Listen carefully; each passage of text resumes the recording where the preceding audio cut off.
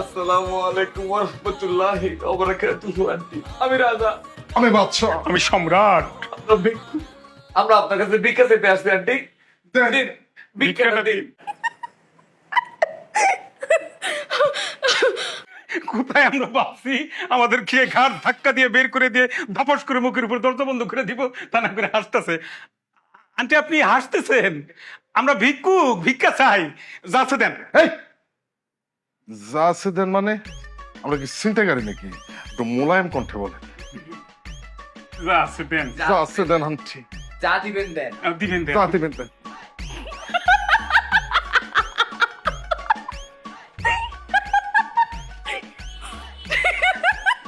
আরে আপনারা মা তুমি হাসতেছেন কেন?